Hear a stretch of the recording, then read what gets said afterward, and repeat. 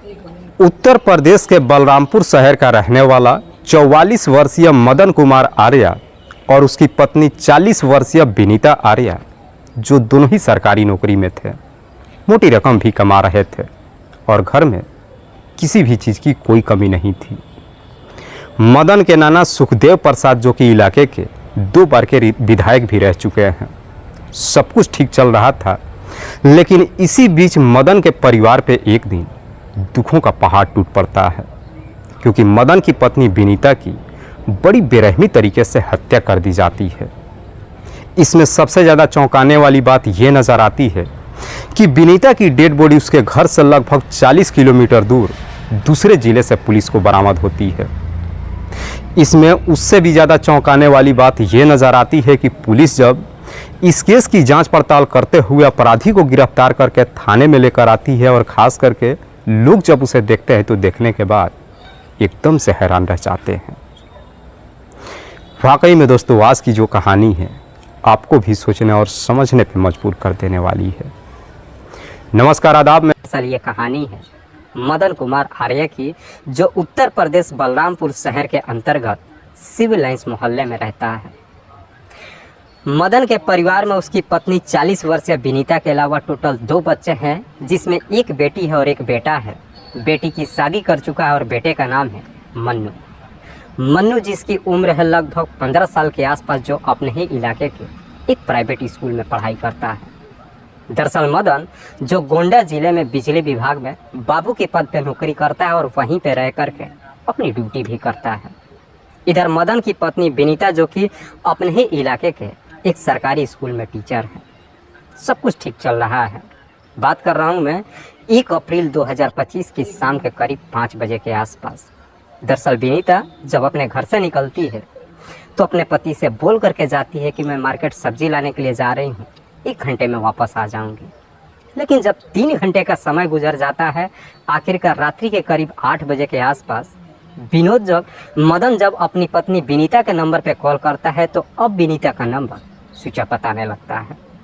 हालांकि उसके बाद से मदन कई बार अपनी पत्नी के नंबर पे कॉल करता है, लेकिन हर बार ही विनीता का नंबर स्विच ऑफ बताने लगता है, जिसकी वजह से मदन एकदम से परेशान हो जाता है और फिर अपने बेटे मन्नू को लेकर के अपनी पत्नी को ढूंढने के लिए मार्केट में जाता है। सिविल लाइंस मार्केट में जा करके कई लोगों से पूछताछ भी करता है, लेकिन बावजूद इसके विनीता का कुछ पता नहीं चलता है। इसीलिए मदन उसके जितने भी जानने वाले नाते रिश्तेदार होते हैं सबके नंबरों पे भी कॉल करता है, अपनी पत्नी के बारे में पूछताछ करता है। देखते ही देखते पूरी रात तो गुजर जाती है, लेकिन अगली सुबह तक ना तो विनीता घर वापस आती है और ना ही उसका मोबाइल ऑन होता है, जिसकी वजह से आखिरकार अगले दिन 2 अप्रैल 2025 को मदन नज़दीकी थाने में जाता है और सारी बात पुलिस को बताते हुए अपनी पत्नी की गुमशुदगी की रिपोर्ट दर्ज करा देता है। खास करके पुलिस को जब ये मालूम चलता है कि मदन के नाना सुखदेव प्रसाद 2 बार के विधायक रह चुके हैं, इसीलिए पुलिस अब इस केस को काफ़ी सीरियस तरीके से लेती है और फिर विनीता को ढूंढते हुए सबसे पहले उसके घर पे जाती है, आस पड़ोस के लोगों से पूछताछ करती है।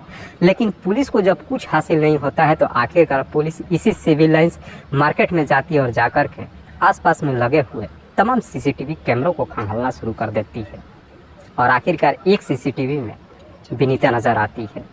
दरअसल सिविल लाइंस मार्केट में ही विनीता एक कार में बैठते हुए नज़र आती है। हालांकि जो कार को चला रहा था वो भी जब गाड़ी से बाहर निकलता है उसका चेहरा साफ दिखाई देता है। पुलिस जब उस सीसीटीवी फुटेज को ला करके विनीता के पति मदन कुमार को दिखाती है तो मदन उस व्यक्ति को देख करके उसकी पहचान कर लेता है और पुलिस वालों से कहता है कि साहब ये कोई और नहीं बल्कि खुद मेरा सगा भांजा है, जिसका नाम है उमेश कुमार। उमेश जिसकी उम्र है लगभग 30 साल के आसपास, जो गजोधर सिंह डिडवा में एक किराए का कमरा लेकर के रहता है और HDFC बैंक में सेल्स ऑफिसर के पद पर नौकरी करता है। जब ये फोटो देखता है तो देखने के बाद मदन पुलिस वालों से ये भी कहता है कि साहब मेरी पत्नी जब गायब हुई थी उसके बाद से मैं अपने भांजे उमेश के नंबर पे भी कॉल किया था, अपनी पत्नी के बारे में पूछा था, लेकिन उमेश बता रहा था कि मामी के बारे में मुझे कुछ नहीं मालूम है। मदन जब ये बात बताता है तो ये सुनकर के पुलिस भी सोच में पड़ जाती है कि आखिरकार उमेश अपने मामा से झूठ क्यों बोल रहा था। दरअसल पुलिस को पहली नज़र में उमेश को लेकर के शक हो जाती है। इसी शक के आधार पर आखिरकार 3 अप्रैल 2025 को पुलिस सुबह के करीब 11 बजे के आसपास अपनी टीम के साथ उमेश के घर पे जाती है और फिर उमेश को गिरफ्तार कर लेती है। पुलिस जब उमेश को गिरफ्तार करके थाने में लेकर आती है और जब सीसीटीवी फुटेज दिखा करके उमेश से उसकी मामी विनीता के बारे में पूछताछ करती है तो उमेश के सामने भी कोई रास्ता नहीं बचता है और आखिरकार मजबूर होकर के अपनी सच्चाई कबूल कर लेता है। लेकिन पुलिस वालों को जवाब देते हुए कहता है कि साहब मेरी भाभी यानी कि विनीता अब इस दुनिया में ही नहीं है, दरअसल मैंने उसकी हत्या कर दिया है। लेकिन उमेश जब अपनी मामी की हत्या के पीछे की पूरी कहानी पुलिस वालों को बताता है तो वाकई में इसे सुनने के बाद खुद पुलिस भी एकदम से हैरान रह जाती है। दरअसल इस कहानी की शुरुआत होती है घटना से ठीक लगभग 2 साल पहले। विनीता जो कि बगल के ही एक सरकारी स्कूल में बच्चों को पढ़ा रही थी, अपने बेटे के साथ रह रही थी। उसका पति मदन जो कि गोंडा में पोस्टिंग थी, इसीलिए गोंडा में रह करके नौकरी करते थे। मदन जो कि 3 महीने पे कभी 2-3 दिन की छुट्टी लेकर अपने घर पे आता था, अपने पत्नी और बच्चों से मुलाकात करके फिर वापस चला जाता था। इसीलिए जब विनीता अपने पति से अलग होकर के अकेले रहने लगती है, विनीता का मन नहीं लगता है। इसी बीच कभी कभार इधर उसका भांजा उमेश भी अपनी मामी का हाल लेने के लिए अक्सर उसके घर पे जाता था, लेकिन बार बार उसके घर पे आने जाने की वजह से विनीता को अपने ही भांजे उमेश के साथ में प्रेम प्रसंग शुरू हो जाती है। हालांकि विनीता जो कि उमेश से उम्र में लगभग 10 साल बड़ी थी, दोनों के बीच में जब प्रेम प्रसंग शुरू होता है एक दूसरे से बातचीत ही नहीं करते हैं, बल्कि बहुत जल्द वो भी समय आता है जब मान मर्यादा की सारी सीमाएं टूट जाती है और उमेश और विनीता के बीच में अवैध संबंध भी बन जाता है। हालांकि एक बार जब ये सिलसिला कायम होता है उसके बाद से कभी रुकने का नाम नहीं लेता है और इस तरह का यह रिश्ता लगभग 1 साल तक चलता है। लेकिन इस बात की जानकारी विनीता के पति मदन कुमार आर्या को कभी मालूम ही नहीं चल पाता है। लेकिन जैसे ही 1 साल का समय गुजरता है, कहीं ना कहीं विनीता के पड़ोसियों को उमेश को लेकर के शक हो जाती है। फिर वे लोग तरह तरह की बातें करने लगते हैं और एक दिन ये बातें उड़ती हुई मदन के कानों तक पहुंच जाती है। हालांकि मदन को जब ये मालूम चलता है कि उसकी पत्नी का उसके भांजे के साथ में इस तरह का रिश्ता कायम हुआ है, ये जान करके मदन को काफ़ी बुरा लगता है। लेकिन मदन जब इस बारे में अपने भांजे से साथ साथ पत्नी से भी जब पूछताछ करता है तो दोनों साफ साफ मुकर जाते हैं, जिसकी वजह से मदन को कभी सच्चाई मालूम ही नहीं चल पाता है। लेकिन विनीता को जब ये मालूम चलता है कि उसके पति को दोनों को लेकर के शक हो चुका है, विनीता सावधान हो जाती है और फिर उमेश को एक सुझाव देते हुए कहती है कि क्यों ना तुम शादी कर लो। तुम शादी अगर कर लेते हो तो फिर मेरे पति को या फिर पड़ोसियों को भी तुम्हें लेकर के कोई शक नहीं होगा। शादी करने के लिए जब कहती है, उमेश भी इसके लिए तैयार हो जाता है। उसके बाद से खुद विनीता अपने ही एक रिश्तेदार की लड़की जिसका नाम है ज्योति से करीब 1 साल पहले उमेश की शादी कर देती है। और इधर उमेश की जैसे ही शादी हो जाती है, घर में नई नवेली जब दुल्हन आ जाती है तो उमेश भी अपनी पत्नी को पा करके खुद अपनी मामी विनीता को भूल जाता है। उससे मिलने के लिए तो कभी नहीं जाता है, लेकिन फ़ोन पे अक्सर कभी ना कभी उससे बातचीत जरूर कर लेता है। 1 साल का जब समय गुजरता है, उमेश एक बच्चे का पिता भी बन जाता है। लेकिन जैसे ही 1 साल का समय गुजरता है, उसके बाद से उमेश का अपनी पत्नी से भी मन भर जाता है और तब जाकर के फिर से उमेश को अपना फिर से पहला प्यार याद आता है, यानी कि उसकी मामी विनीता याद आती है। हालांकि 1 साल के बाद जब उमेश विनीता से मुलाकात करने के लिए उसके घर पे जाता है और जब उसके नज़दीक जाने की कोशिश करता है तो विनीता भी उसे अपने करीब आने से साफ मना कर देती है, क्योंकि जो 1 साल का ये गैप हुआ था, इस बीच में विनीता भी अपने आप को काफ़ी अकेले महसूस कर रही थी। इसीलिए विनीता का भी उसी के स्कूल, जिस स्कूल में वो पढ़ा रही थी, स्कूल के ही एक नौजवान टीचर के साथ अफेयर शुरू हो चुका था और उस टीचर के साथ में विनीता का अवैध संबंध बन चुका था। हालांकि इस बात की जानकारी उमेश को नहीं मालूम था। 1 साल के बाद जब उमेश अपनी मामी के पास जाता है और बार बार जब उसके नज़दीक जाने की कोशिश करता है, विनीता जब हर बार ही उसे मना करने लगती है। जब उमेश इसकी वजह पूछता है तो विनीता उसे समझाते हुए कहती है कि अब तुम्हारी शादी हो चुकी है, पत्नी भी और एक बेटा है, बेहतर है कि जो हम दोनों के बीच में पहले का जो रिश्ता था उन्हें भूल जाते हैं और अपनी अपनी दुनिया में वापस हो जाते हैं। लेकिन उमेश अपनी मामी की बात मानने के लिए तैयार नहीं होता है। दरअसल उमेश को यह पूरा यकीन था कि उसकी मामी का किसी न किसी के साथ चक्कर जरूर चल रहा होगा। इसीलिए उमेश जब सच्चाई पता लगाने की कोशिश करता है, बहुत जल्द ही उमेश को यह मालूम चल जाता है कि उसकी मामी का उसी के स्कूल के एक नौजवान टीचर के साथ अफेयर चल रहा है।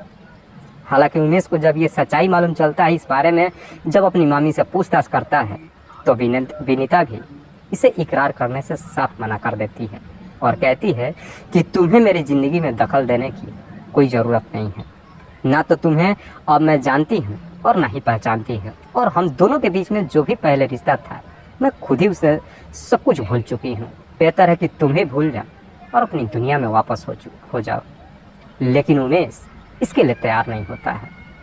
दरअसल उमेश जब अपनी तमाम कोशिश कर लेता है और जब वो अपनी मामी यानी कि विनीता के नज़दीक नहीं जा पाता है, तो आखिरकार उमेश भी मजबूर होकर के ये तय कर लेता है कि अगर विनीता मेरी नहीं हो पाई तो फिर इस दुनिया में किसी और की भी नहीं हो पाएगी। यही सोच करके आखिरकार उमेश अपनी मामी को सबक सिखाने का फैसला कर लेता है और उसके बाद से एक सही मौके का इंतजार करने लगता है। आखिरकार 1 अप्रैल 2025 को शाम के करीब 5 बजे के आसपास इधर विनीता जब सिविल लाइंस मार्केट में सब्जी खरीदने के लिए जाती है, उसी वक्त ही इधर उमेश भी जो कि अपनी ब्रेजा कार लेकर के कहीं जा रहा था, रास्ते में जब अपनी मामी को देखता है तो देख करके गाड़ी को रोक लेता है और कहता है कि मामी गाड़ी में बैठ जाओ, मैं आपको मार्केट छोड़ देता हूँ। हालांकि विनीता उसे इनकार करती है, कहती है कि तुम जहाँ जा रहे हो अपने काम से चले जाओ, मैं मार्केट जा रही हूँ सब्जी खरीद कर, थोड़ी देर में वापस घर चली जाऊँगी। लेकिन उमेश उसकी बात नहीं मानता है और आखिरकार जिद करके विनीता को अपनी गाड़ी में बिठा लेता है। इधर विनीता जब गाड़ी में बैठ जाती है, उसके बाद से उमेश विनीता को सिविल लाइंस मार्केट में ना ले जा करके वहाँ से गाड़ी रवाना कर देता है। और जब वहाँ से गाड़ी रवाना करता है तो वहाँ से गाड़ी बलरामपुर से बहराइच होते हुए सीधे गोंडा जिला में चला जाता है और गोंडा जिला के खरगुपुर थाना क्षेत्र के अंतर्गत परसौनी गांव के बाहर एक सड़क किनारे रात्रि के करीब 7 बजे के आसपास सुनसान जगह देख करके गाड़ी रोक देता है और फिर गाड़ी के अंदर ही अपनी मामी के साथ जबरदस्ती करने की कोशिश करता है। लेकिन विनीता जब इसके लिए तैयार नहीं होती है, इसी बात को लेकर दोनों के बीच में झगड़े तकरार होता है। उसके बाद से उमेश गुस्से में आकर के विनीता के ही दुपट्टे को लेकर उसके गले में लपेट करके तब तक जोर से खींच देता है जब तक विनीता की सांसें नहीं रुक जाती है। विनीता की जब मौत हो जाती है, उसके बाद से विनीता का मोबाइल स्विच ऑफ कर देता है और फिर विनीता की डेड बॉडी को बिसुहा नदी के पुल के नीचे ले जाकर के फेंक देता है और साथ ही साथ उसके मोबाइल को झाड़ियों में छिपा देता है और फिर अपनी गाड़ी को लेकर के बड़े आराम से वापस अपने घर चला आता है। इधर देर रात तक विनीता जब वापस अपने घर पे नहीं आती है और विनीता के पति मदन जब अपनी पत्नी के नंबर पे कॉल करता है तो अब विनीता का नंबर स्विच ऑफ बताने लगता है, जिसकी वजह से मदन एकदम से परेशान हो जाता है। और मदन जब अपने सारे रिश्तेदारों के साथ साथ अपने भांजे उमेश के नंबर पे भी कॉल करके जब अपनी पत्नी विनीता के बारे में पूछता है तो उमेश अपने मामा से झूठ बोल देता है कि मुझे मामी के बारे में कुछ भी नहीं मालूम है। वाकई में उमेश जब ये पूरी कहानी पुलिस को बताता है, उसके बाद से पुलिस अब उमेश को अपने साथ लेकर के गोंडा जिले में जाती है और फिर उसके बताए हुए जगह पे जाकर बिसुहा नदी के पुल के नीचे से विनीता की डेड बॉडी पुलिस बरामद कर लेती है। हालांकि पुलिस जब डेड बॉडी को चेक करती है तो मालूम चलता है कि विनीता के सिर्फ गले पे एक हल्का सा निशान दिखाई दे रहा